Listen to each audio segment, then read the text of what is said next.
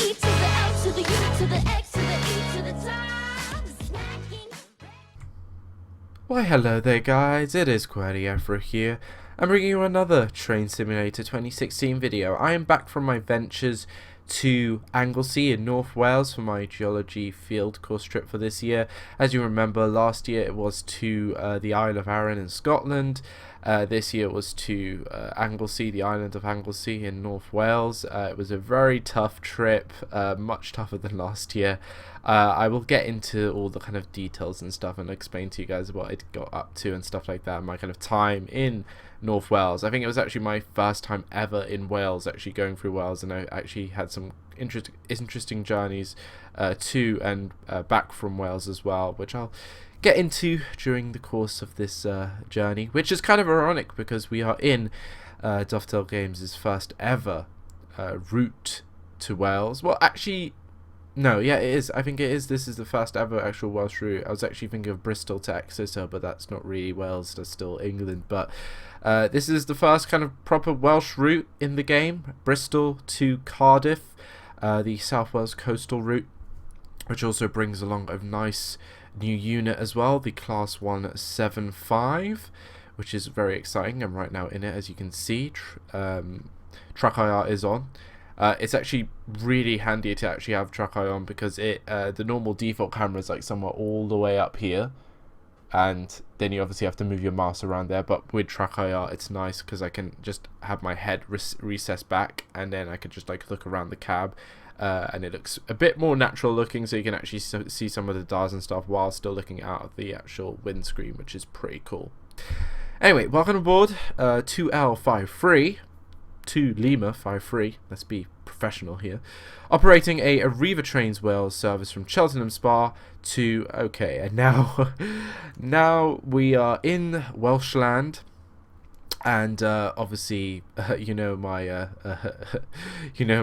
repertoire of pronunciations of interesting names of stations and stuff like that, obviously with Scotland being a very favourite of mine. Now we're in the Welsh land. Obviously I'm going to probably get a lot of Welsh people now coming onto the channel commenting down below, well, that's not how you say it, this is how you say it. Well, I don't mind. Welcome Welsh people. I've had the pleasure of having all the Scottish nation tell me how to pronounce Scottish words. Now I might as well have the whole Welsh nation tell me how to pronounce Welsh words. It is a service from Cheltenham Spa to Maesteg, if I'm pronouncing that right. Damage from an overnight storm has disrupted service this morning. We'll do our best to minimise delays to your service. Set up the train and get going when ready. We shall do. Right, also, shout-outs for this video go to FIFA Gamer and Internet Chicken. That's again FIFA Gamer and Internet Chicken. The links and stuff will be down below. Very creative name there on Internet Chicken. That's pretty cool. Anyway, and nothing really much to do in this cab except for just instrument lights on and reverse into forward with the AWS sequence there, test sequence. The 175 cab is very reminiscent to pretty much the 180 Adelante because obviously they're part of the same Alstom Coradia family. I think it is a Coradia train family. I'm not too sure. I think it's Coradia or Coradia or something like that. And they're obviously made by the same manufacturer, so and they're pretty much similar trains in terms of some of the designs and stuff like that. The cab is very reminiscent. You can see all these kind of blocky, huge bits of plastic, I'm presuming, or metal. But obviously the 180 has that more kind of sloped front, while the 175 has a very flat front. Other than that, it is pretty spacious in here. I think the 180 is slightly more spacious, but it is nice. Have some nice vents up there, cab light up there, very good. Nothing else really to show, but we'll get into kind of like what some of the buttons maybe and stuff on the dash do during the journey as well. Have a look outside. Does look a bit like the 180 in terms of like some of the window designs and stuff like that are like part of the 180, as well as I think the doors are similar to the 180 as well. A very popular and heavily requested train into Train Sim, I have to say this train is, and it's been a long time coming. Arriva Trains Wales. It's a very nice reskin, I actually say. And also, obviously, a DB company. I swear to God, like, the Germans are basically invading our train operating companies, basically. They're just taking over train infrastructure as well as, like, some of our bus networks and so as well. It's pretty much just going to be all run. Our transport infrastructure is just going to pretty much be run by the Germans eventually. But yeah, that's pretty much the outside. It is a nice looking train, I would say. Not the best looking, but it is a nice, you know, professional looking train. People are going to wonder what I think about the sounds. I'm not going to dwell too long about the sounds. They're not perfect. They don't really sound exact to how a 175 does sound like.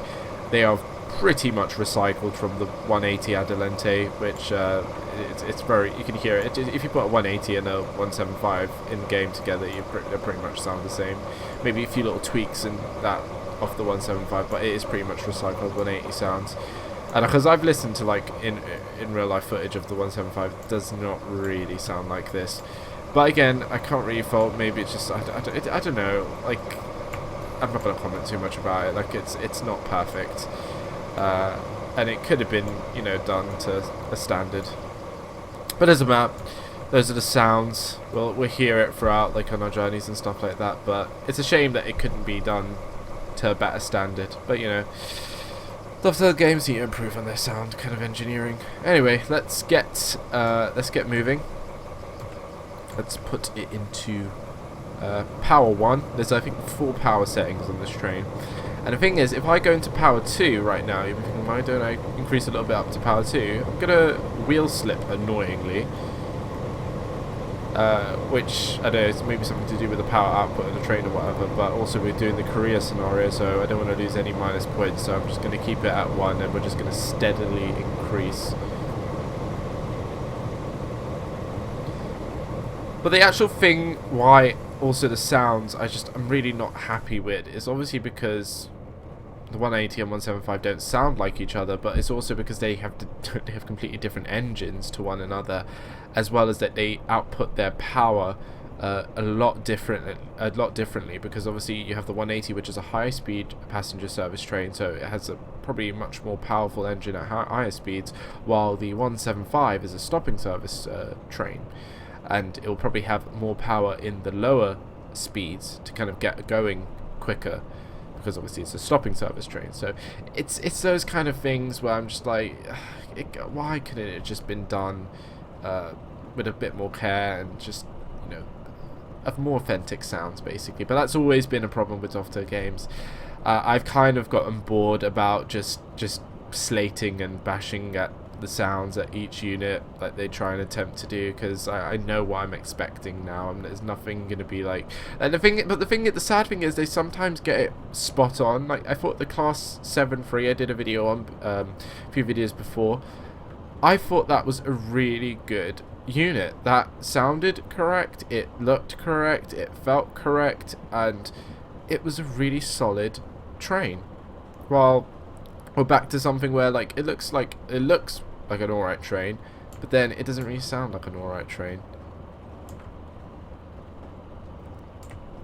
Right, I'm going to be starting to slow down. I've actually found a massive problem with this train, is I think this train is now a very open contender to being probably having the worst brakes to the class 450.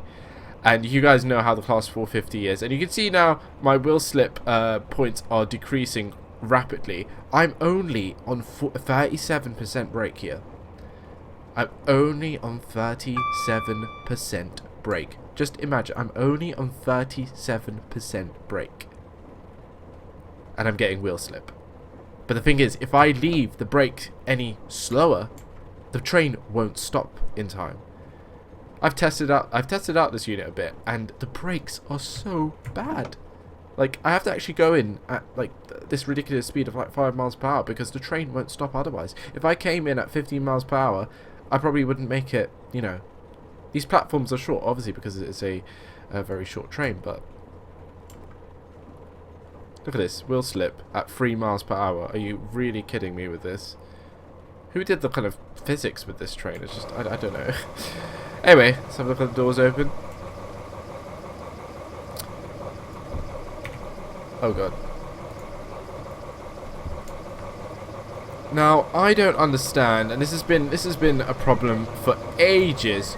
Whoever scripts these doors in Train Simulator on Dovetail games, whoever scripts them, have they ever been on a train in their lives? Because what train doors open that fast and close that fast? It's ridiculous. It's so unrealistic. And the thing is, the 180 Adelante had perfect door opening animations. Why couldn't they just copy that over onto the 175?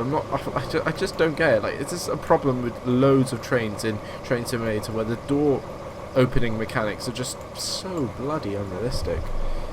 Anyway, let us venture away. Gonna go to Severn Tunnel Junction. We actually get to go under the River Severn, and this is actually a pretty, like, it's the River Severn is an amazing river. It's like, I think it's one of the biggest rivers, I think it is the biggest river in the UK, and I actually had the joy of actually first time actually driving over the Severn Bridge, which was fantastic. This was on my actual journey back down from Wales. So essentially, when I was going to Wales, I drove from Bristol to Wales, and I didn't drive the scenic route through Wales. I drove through England and then I cut across Wales at the top of Wales. Well, like, I would just take like the M6 all the way up and then cut across left and basically go essentially that kind of way towards Anglesey. While on the actual return journey, when I was coming back to Bristol, I decided let's go through Wales. Let's actually have a bit of a scenic drive, and it was really like it was like an extra hour to my journey. But I actually wanted to see Wales because I've never actually like driven through Wales and actually seen some of the kind of like amazing stuff in Wales, and it was definitely worth the drive. It was like incredible, and like the last portion when I was driving, I think past like Swansea and Cardiff, and then going across the River Severn on the Severn Bridge was like really, really cool. But I'll talk a bit more about like kind of some stuff I saw as well.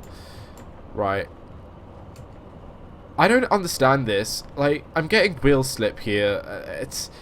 Is this how it's going to be the whole game? I'm going to have to like go at these ridiculously low speeds because if I go past like a kind of normal percentage of braking, and I'm just going to get wheel slip. I don't think that's fun. Another kind of my hates towards the career point system. Right, I'm at at the recommended thing they want me to brake at, and the thing is the train's not slowing down. Train's not slowing down, and apparently we're getting wheel slip, which oh my god, this is actually the worst braking train I've ever driven in Train Sim to date. I think the 450 is actually more manageable in terms of its brakes. Oh, there we go. I thought I did open the doors. So have a look at the passenger view. There is one. Very nice. But if you do have Truck IR and you turn your head all the way around, hello, invisible carriage. How are you doing? Oh, just forget you saw that, because most people would just see this and then probably see about up to here, and then they won't see this. This is only if you have Truck IR and you can spin your head 360 degrees and break your neck. But nice passenger view. It reminds me a bit as well of the Class 360 as well, but it is pretty much 175 in here. Passengers boarding complete. Proceed when ready. I will.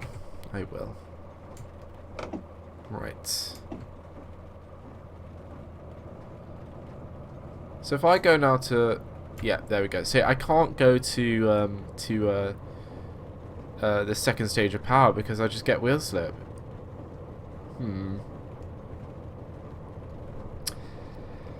Well, this is going to be a very nice video of me just accelerating at like this kind of ridiculously slow speed and me braking at a ridiculously slow speed. I'm guessing that this scenario has been set up this way so that you have to drive a ridiculously slow. I hope this is not how the actual like say normal scenarios when it's just like dry weather kind of have the kind of same physics and stuff of the train.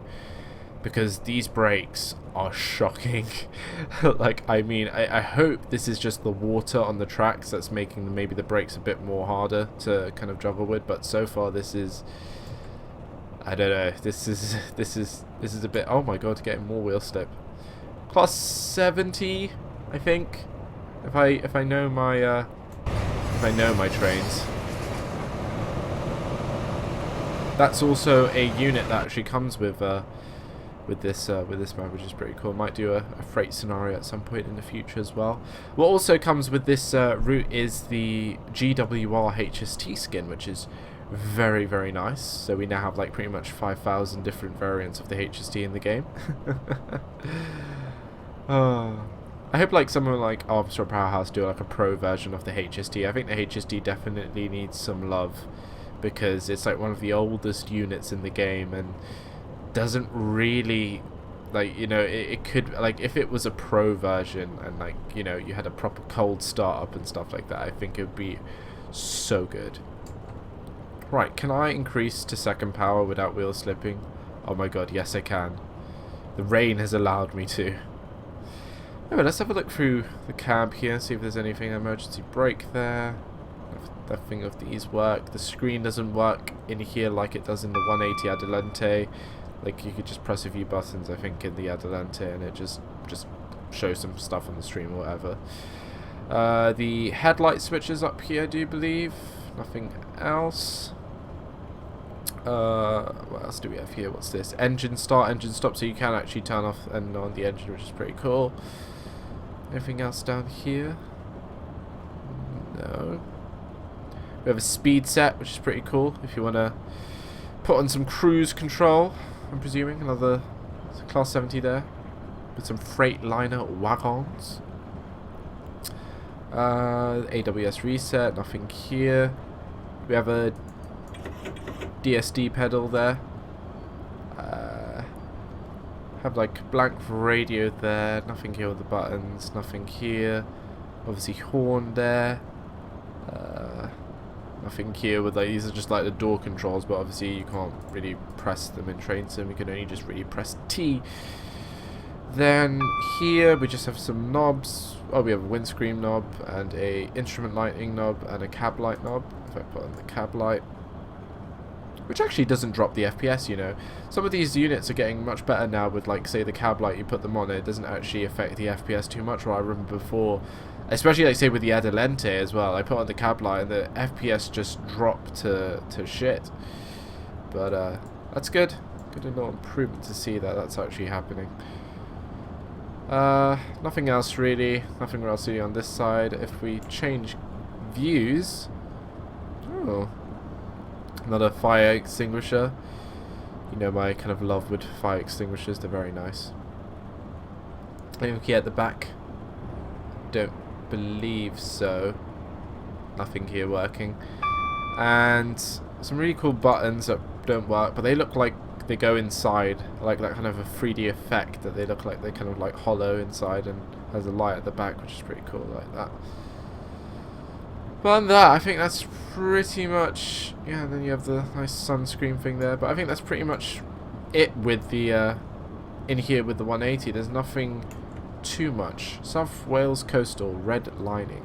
Okay, got an achievement. Woo! But yeah, simplistic, I guess. I think you had more options in the 180 Adelante.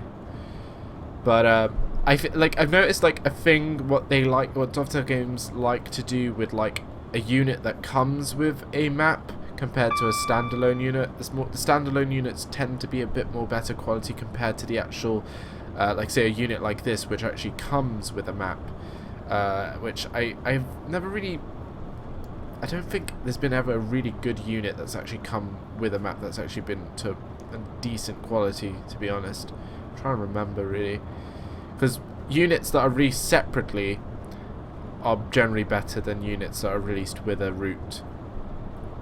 But that's just my kind of opinion about it. But yeah, it is rainy outside.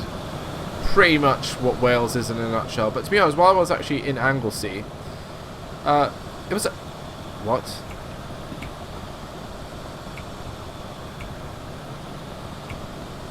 Okay, I don't know why the headlights turned off, but okay.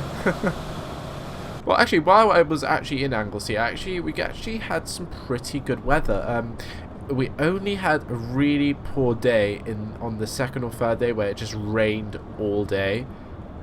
And trust me, when you're doing geology, I think rain is definitely the worst thing. Because I think if it's cold, if it's like really, really cold or really, really hot, or I don't know, humid or some. Actually, I've never actually worked somewhere as a geologist where it's humid, but humid might be a bit impractical too. But other than rain is just like such a nuisance when you're trying to do work outside. Everything else is pretty much like doable, and you know you can handle it. So it was only the second day where it was just raining all day, and then just pretty much just the morale was down pretty much with everyone. So you know, well, what was that? Is that a speed change? That's I'm just gonna automatically have the brakes on now because it will probably take from now, like it'll take about a mile and a bit to actually slow down to 0, so I might as well just start braking.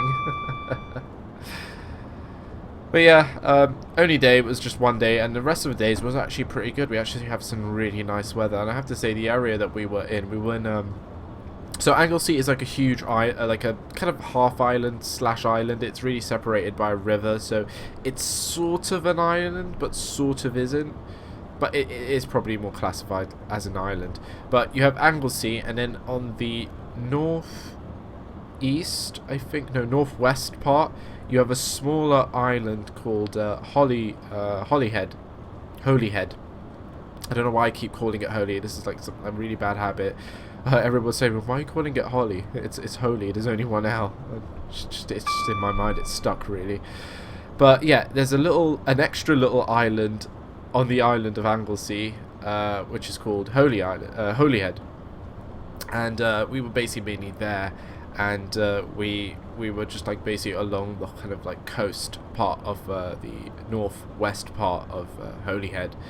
And we were just basically mapping along the whole coast there, and it was definitely a very challenging trip. Like last year when I went to Arran, that trip was very much to introduce us of how to be like geologists and how to like just map basically. While this trip was very much more advanced and much more demanding in terms of taking measurements. We basically were just taking measurements each day, and that was basically the whole kind of basis of the trip. It was basically measurement taking and just being able to kind of map, but also gather enough data to kind of support your evidence on your map so you can see a kind of general trend of what's happening. And it was definitely very helpful. I definitely enjoyed the trip for like the kind of helpfulness of it. So it would definitely help me a lot in my independent mapping, which I'll do in June to July in Scotland, back up in Arable again. And it will definitely help me out with those kind of skills. But the trip otherwise was just very labor intensive in terms of just we had like days basically started at like 8, and then we'd go out by like 9:15, and then we wouldn't be back until pretty much I think the latest we came back one time was like 7:15. But then once we get back, we have like a quick dinner, and then we have like maybe 40 minutes break, and then we'd be working from like 8:30, 8:15 to like 10:11 at night each day, doing like night session work where we'd recap with stuff that we've collected in the field, and then we'd correlate that all back with everyone else, and then we'd like fill in our maps with like plot stereo nets, which are probably most of you guys are gonna be like, what the hell's a stereo net? It's just basically something it's like, imagine a bar chart in a just trying to really simplify what a stereo net is. Imagine a bar chart where imagine a scatter graph, but it's in a circle. That's all I'm going to say what a stereo net is without getting too technical. So we had to like plot those. We had to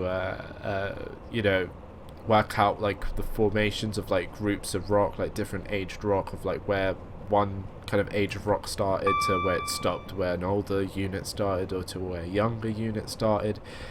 And then basically the basis again of the trip was to do that, like what we did as well in Arran, but then also it was more of a structural geology trip where if you don't know what about structure in rocks, like obviously not all...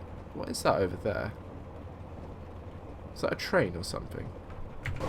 Sorry, I've just looked out there and I was like wondering what the hell... Oh no, it's just a bridge. It's a bridge that looks like a train. Anyway, we're approaching it into Newport.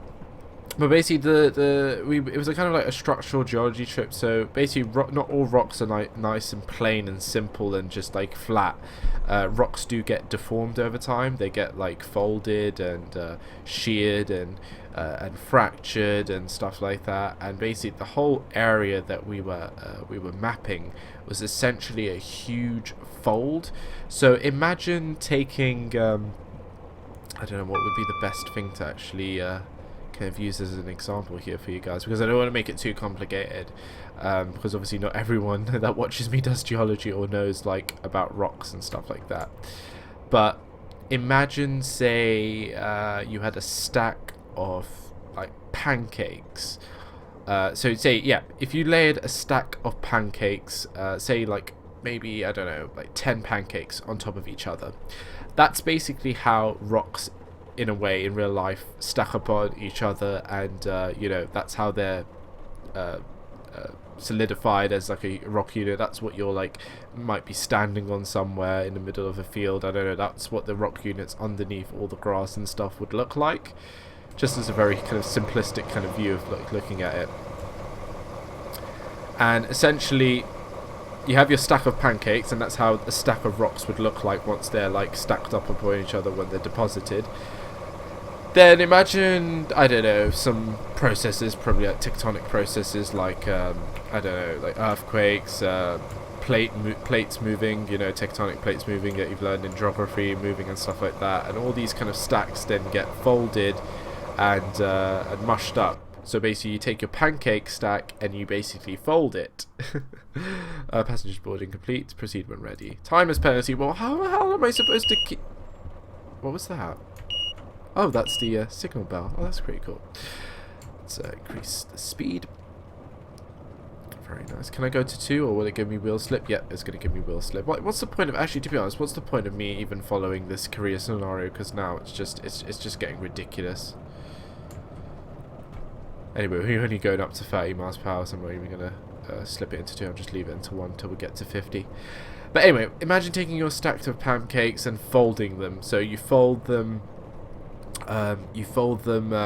downwards. So you take a stack of pancakes with your hands and then you fold them downwards. So both of the limbs that you have on each of your hand, you fold downwards to the ground. You basically there have a kind of an N, essentially, or like an upside down U. And that's a fold, and that's basically what rocks can do. Rocks can fold like that, where if you have like a kind of upside down U shape, you have an anticline. Or no, I should actually say you have an antiform, where basically you have that kind of shape. If you twisted or folded your rocks the other way out, so if you folded your rocks up and created a U fold, that's a synform. A synformal fold. Where you have that kind of U shape, and that's that kind of way upright. Because basically everything when you look at rocks and stuff in the field, and you're basically relating everything to which way is it up. So is that U upside down? Is it like the right way up or whatever? Is it sideways?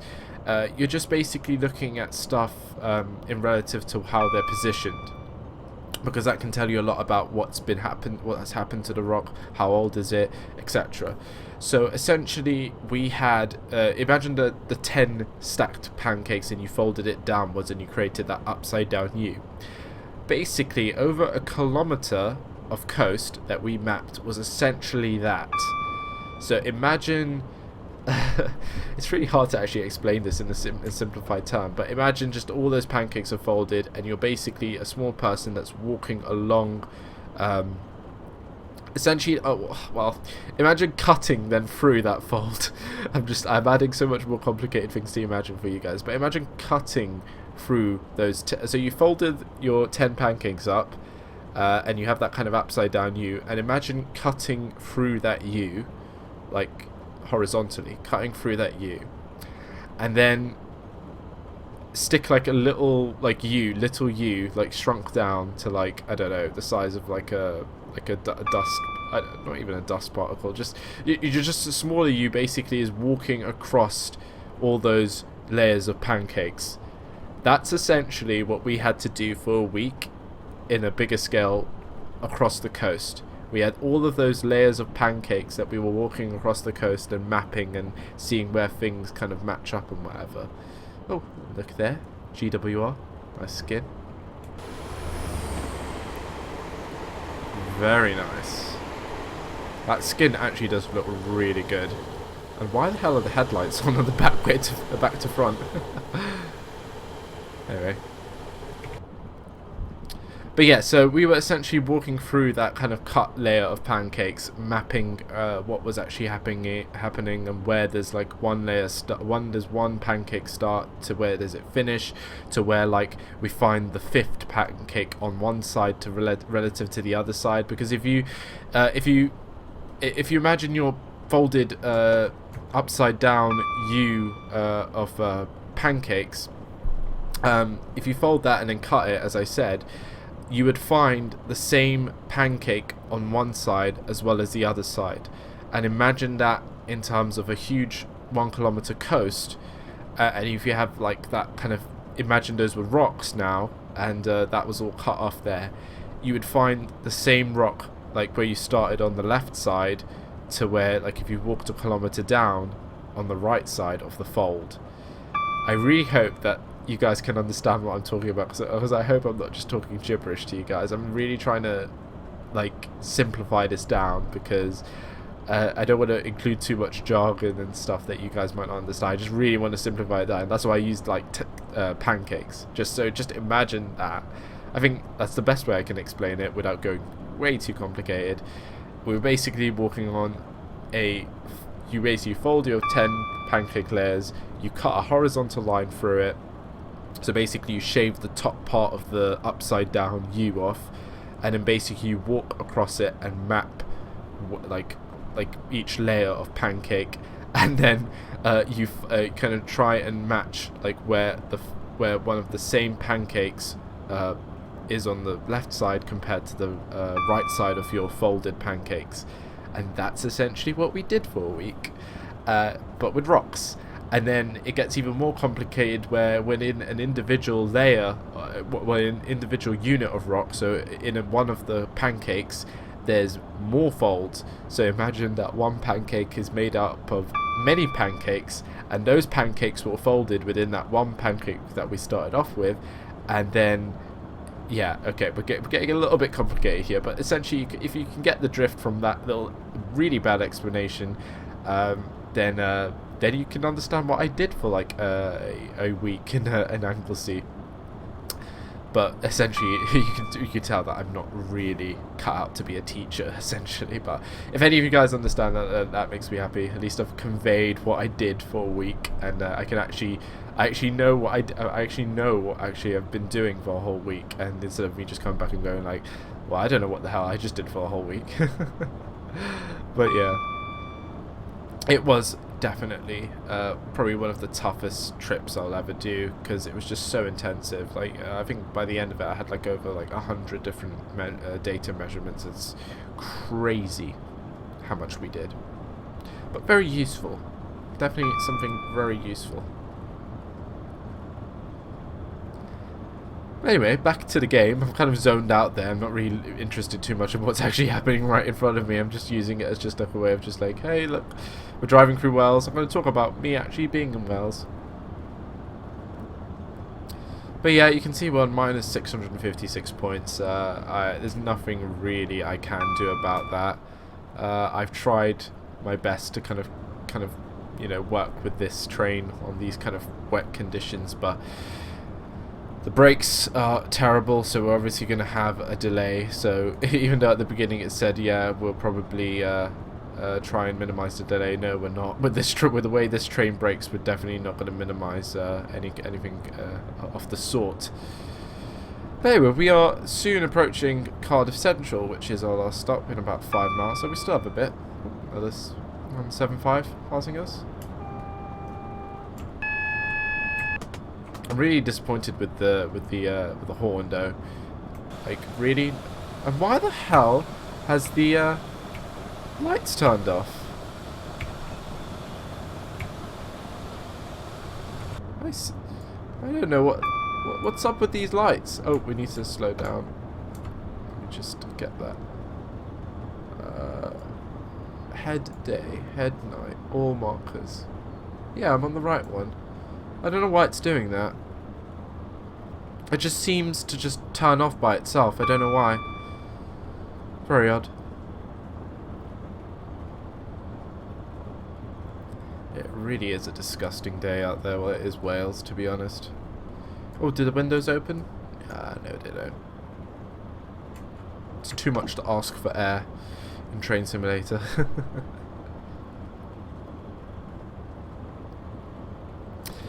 But anyway, when the trip basically wrapped up, essentially, which it was such a relief when it did, and just like during it, it was like we actually stayed in a really nice place. We stayed in this really nice outdoor centre kind of like place on Holyhead. It was really nice. It was like two kind of big houses with like separate rooms and stuff like that. One thing I would complain about is that the rooms that we were staying in were ridiculously small.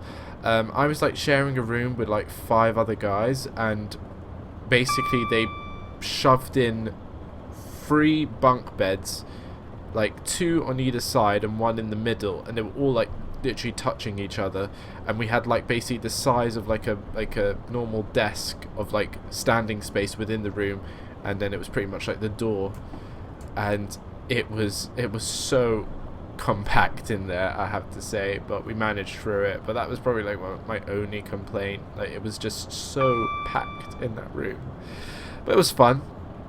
We all enjoyed ourselves. We were all pretty much tired at the end. It was just tiring. Even thinking about it makes me tired. But definitely, again, a very useful trip, and it will definitely help me out quite a lot on my independent mapping project when I go up to Loch Arable in the top of Scotland. When that happens, not really looking forward to it. It's like a whole month. But that's basically my holiday for this year. A whole month in Scotland, in the middle of nowhere, so remote. I think like the only kind of problem I have with going there is that it's so remote. But we picked that area, so we're just gonna dedicate ourselves to it. Really. Coming down to a 40 mile per hour. I'm gonna just start slowing down. But anyway, just to wrap up on like my return journey, which was probably my highlight of my whole trip to Anglesey. So on the way there, I drove from Bristol via the M6 and then came across North Wales to Anglesey.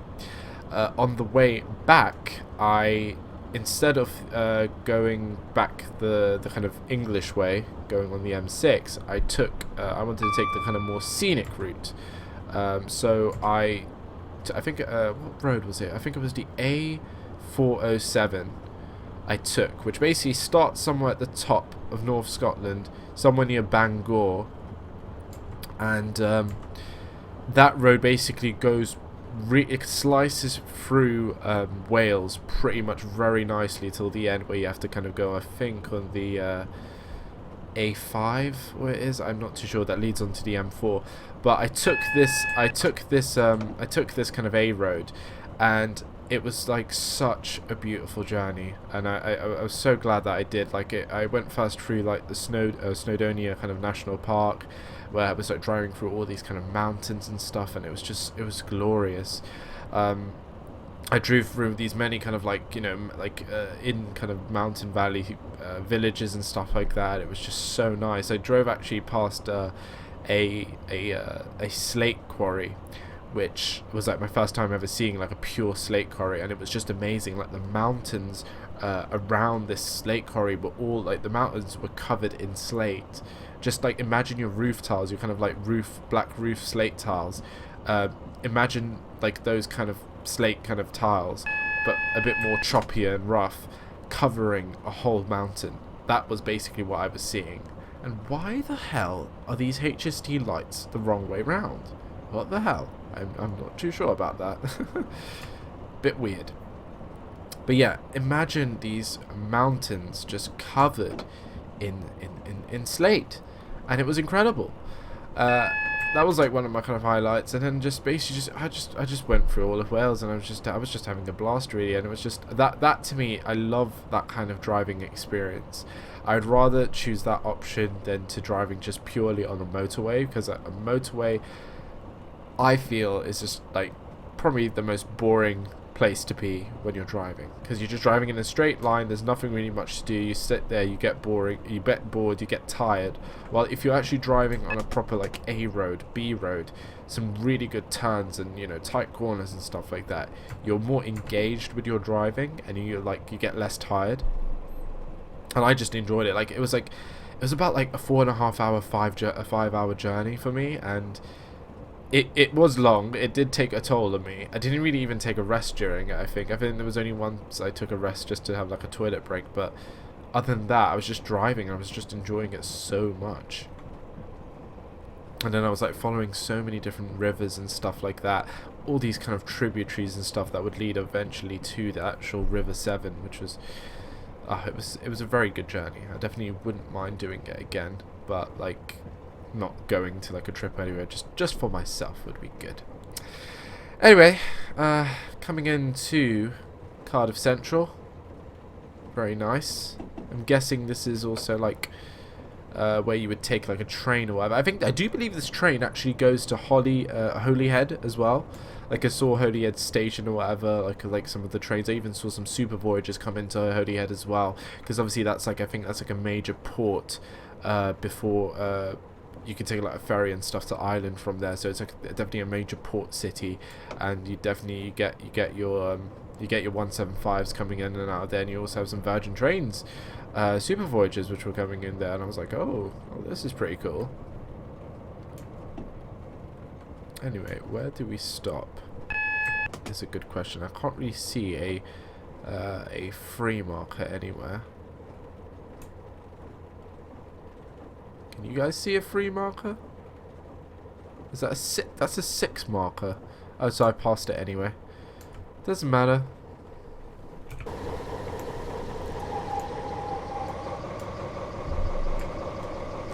Welcome to Cardiff Central. This train does not terminate here, but we can't continue on because we don't have any more map left to continue on.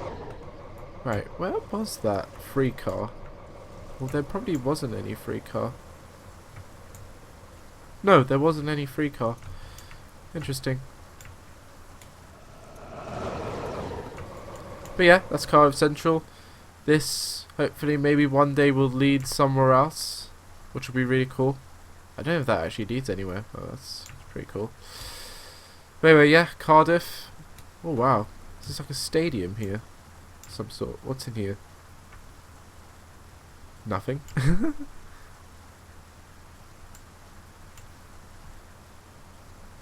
Anyway, I hope you guys enjoyed that. That was my first video on the South Wales coastal route on the a class 175, and it is the Coradia, not the Cordia, it's the Coradia. Already something I got wrong. But anyway, that was the Cheltenham Spa Maesteg scenario. Hope you've enjoyed it. I know it was a bit like, I wasn't really engaging much with the train, but I tried to speak everything I could about the train at the beginning and just really talk to you about my kind of adventures and stuff in Anglesey pretty much. And the train, I'm not actually really impressed with the train, to be honest. The route itself, obviously, because this is not really all of the route. Like, I'll probably do a video in the future of doing like actual Bristol to Cardiff, but from what I saw, it looks alright. It looks definitely more detailed than the Western Main Line's Just Trains version, because obviously that's a much bigger route, so obviously detail is not going to be there per mile than this route, which is much shorter, and the detail is much more heavier per mile. But the train itself, I don't know, I hope it wasn't just because I was doing this scenario that it was like this, it acted like this, and was very slow with the braking response and whatever, and that the wheel slip bullshit where I just couldn't actually accelerate or do anything really, like, at the normal level. I had to do everything slowly. But I hope, I might try it in another scenario in a future video maybe, but overall, I don't really like this unit. It's worse than the 450 for braking. I can't believe I'm saying that. I thought the 450 was the penultimate kind of unit, but this one's just not good. I'm really sorry, but it's just not good. Well, it looks good though. That's probably my favorite thing about it. The visual appearance of the 175 is definitely very nice. Anyway, the shouts go to FIFA Gamer and Internet Chicken. That's again FIFA Gamer and Internet Chicken. Their links and stuff will be down below. Show them some love. I will see you guys in the next video. Bye. Take care. We ain't never giving up, cause we ain't born for that. Gotta catch us fast to do. Fast to do. The ship is cruising, it's true.